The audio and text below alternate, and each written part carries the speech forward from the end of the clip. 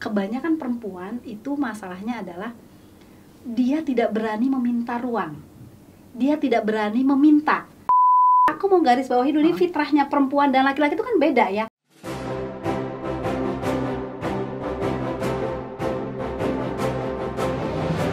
Hai Kanza Lovers, mau hadiah jutaan rupiah serta berpeluang mendapatkan hadiah umrah gratis? Maka saksikan terus acara ini hingga akhir ya, karena di akhir sesi ini saya akan acak angka manja untuk Anda. Terima kasih. Sekarang saya mau tanya-tanya seputar kehidupan rumah tangga. Boleh? Agak deg-degan ya kalau masalah ini ya. Kalau boleh tahu, Bu Mei ini nikah sama suami tuh udah berapa tahun sih?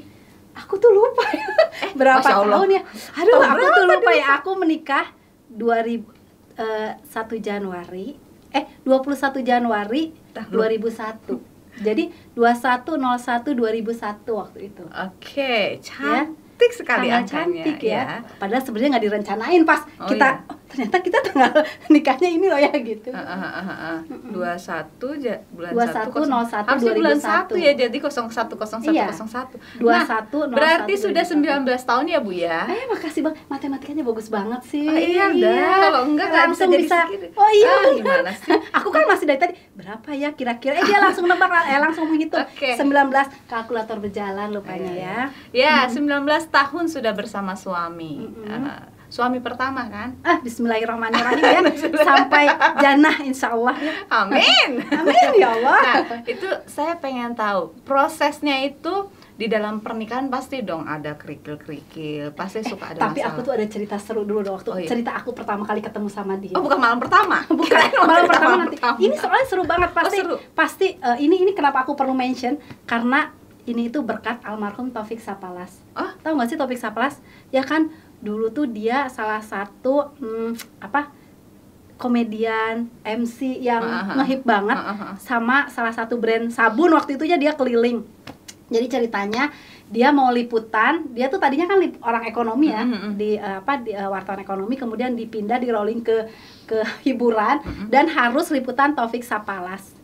Dan ketemulah kita di sana gara-gara Taufik Sapalas ini almarhum, mudah-mudahan rahimullah ya, mudah-mudahan beliau ditempatkan di tempat terbaik. Jadi salah satunya ya berkat jasa beliau juga sih sebenarnya. Jadi ketemu sama suami tercinta, terus sama-sama di dunia wartawan, terus sama-sama membangun bisnis mandiri setelah itu. Nah, kan yang kita tahu nih pasangan suami istri itu kebanyakan itu kan komunikasi antar suami istri terkait aktivitas hubungan suami istri itu yang banyak sekali orang itu belum tahu harusnya seperti apa, harusnya komunikasinya seperti apa. Nah, itu yang saya pengen sedikit mengkorek-korek. Pengen tahu saat pertama kali Bu Mei itu menikah, kira-kira tahu udah langsung tahu apa yang harus dilakukan sebagai suami istri. Itu udah langsung tahu nggak sih? Kayaknya enggak ya. Kayaknya hampir semua orang hampir rata-rata semua perempuan itu pasti dalam tanda kutip tuh gagap dulu ya untuk jadi istri ya. Karena kan tugas istri itu luar biasa ya. Makanya saya tuh I'm proud to be a woman tuh gitu loh. Karena apa? Karena perempuan itu dituntut luar biasa kan pada saat itu dia mesti menjadi seorang perempuan yang dia kan punya keinginan sendiri ya. Tapi juga harus bernegosiasi, memberikan kelonggaran kepada suami gitu ya. Pertama sih pasti gagap dulu ya, apa sih yang diketahui ya, kayaknya bingung gitu. Tapi semua sih berjalan dengan mengalir gitu aja. Kita juga jadi banyak baca, banyak belajar, terutama belajar dari Rasulullah lah ya, keluarga Rasulullah ya, bagaimana Rasulullah memperlakukan istrinya, bagaimana istrinya juga kepada Rasulullah gitu. Nah, ini lebih menjurus lagi nih, Mbak. Karena memang tema kita ini kan saya pengen membahas dan sekaligus agar bisa mengedukasi juga para wanita dan para suami-suami juga terutama gimana memperlakukan istri yang baik dan benar gitu kan. Itu saya memang membahas seputar seks antara suami dan istri. Itu yang saya mau tahu kira-kira di usia pernikahan di tahun keberapakah Mbak Mei itu mulai merasakan boring bukan. atau apa? Atau malah merasakan orgasme Oh. atau klimaks ya atau klimaks? Karena yang saya tahu hasil survei, yang nggak tahu siapa yang survei sih sebenarnya, katanya 70-80% perempuan itu tidak pernah merasakan klimaks gitu, tidak pernah merasakan orgasme. Nah, awal-awal Mbak Mei itu bisa langsung merasakan itu, atau di tengah pernikahan, atau malah sampai sekarang?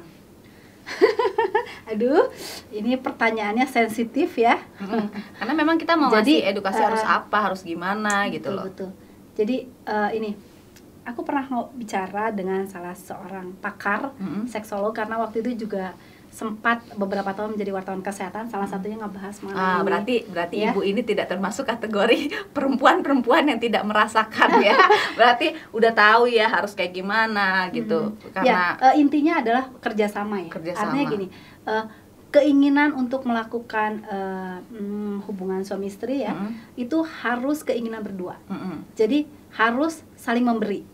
Nggak ada yang lebih dominan, nggak ada yang lebih dia menguasai, atau kita benar-benar harus saling menghargai lah ya di situ.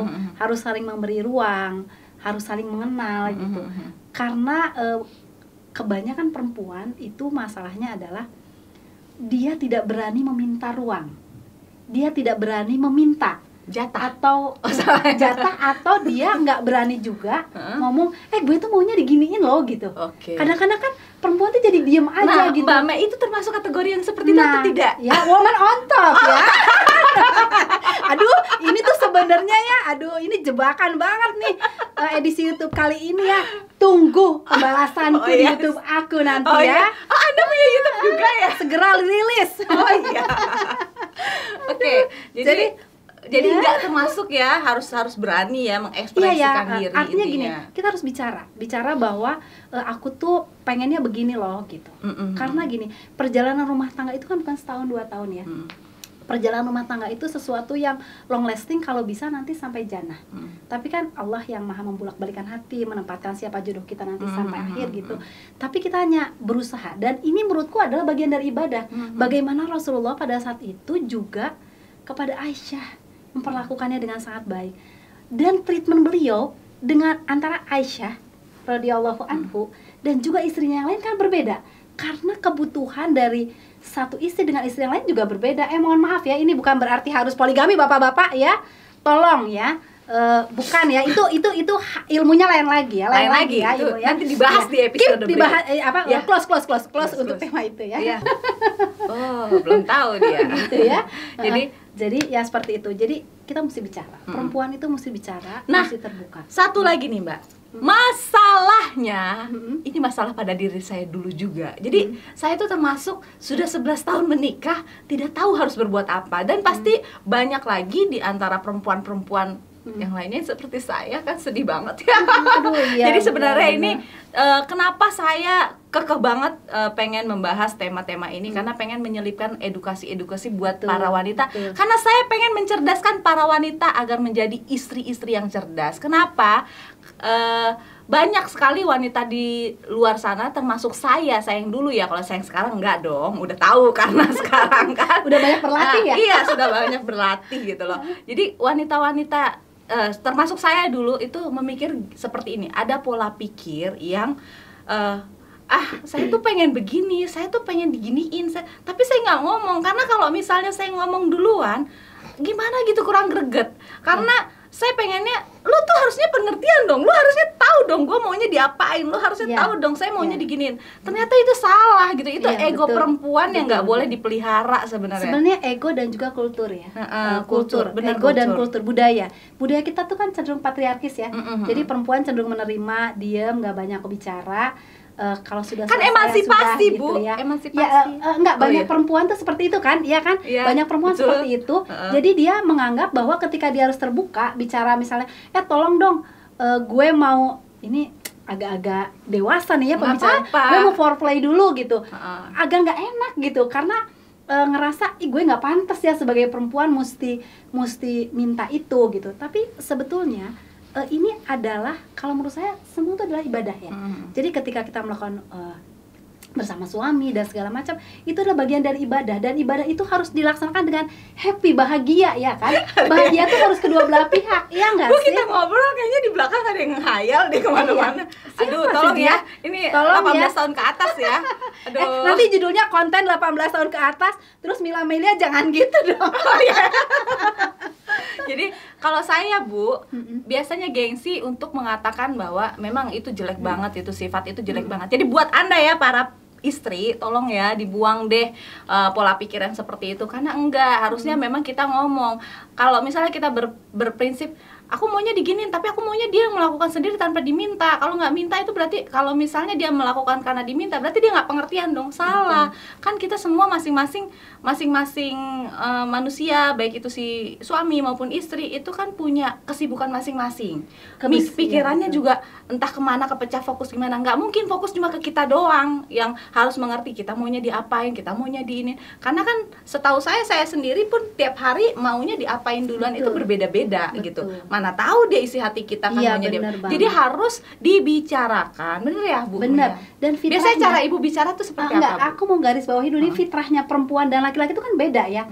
Woman dulu tuh ada Mars and Venus kalau nggak salah ya. Tolong yang ya Mars and Venus kan beda gitu loh. Kayak perempuan laki-laki sama perempuan tuh emang beda. Laki-laki tuh nggak bisa, dia tuh harus diomongin. Jadi dia tuh nggak bisa kayak gini, gue berharap nih ya dia tiba-tiba bawa makanan kesukaan gue, enggak gitu. Kalau laki-laki tuh mesti kita telepon, yang kamu lagi di mana, bawain ini ya, itu. Dan memang harus seperti itu gitu.